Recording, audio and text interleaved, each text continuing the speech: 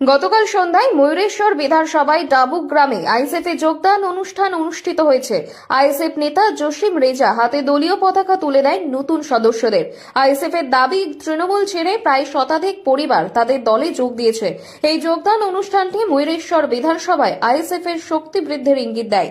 ISF নেতারা জানিয়েছেন তারা রাজ্যে উন্নয়ন ও সামাজিক ন্যায় বিচারের জন্য কাজ করবেন। শিরাই শিরাই রক্ত চায় না আর সবুজ সাথী, চায় না আর খাদ্য সাথী, বাংলার মানুষ বলছে তাই ভাইজান তোমায় চাই।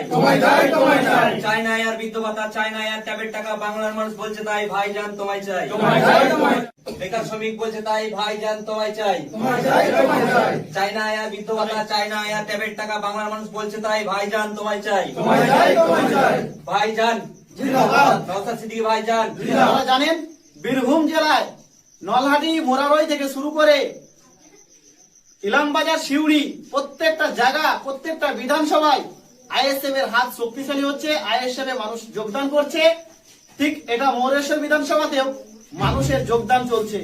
তৃণমূল যারা করতো, যারা কিন্তু আজকে ইন্ডিয়ান সেকুলার ফ্রন্ট অর্থাৎ আইএসএফ এর ঝান্ডাকে এবং তারা প্রতিজ্ঞাবদ্ধ করেছে নওশাদ সিদ্দিকী ভাইজানের হাতকে শক্তিশালী করবে।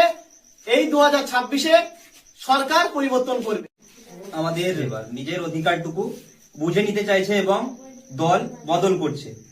তো আজকে আমাদের শতাধিক পরিবার আমাদের আইএসএফ এ জয়েন করে খুব ভালো লাগছে আমাদেরকে, এবং আমাদের জয়েন করার জন্য আমরা আরো প্রত্যেককে অনুরোধ জানাচ্ছি এবং ওয়েলকাম জানাচ্ছি আমাদের আইএসএফ।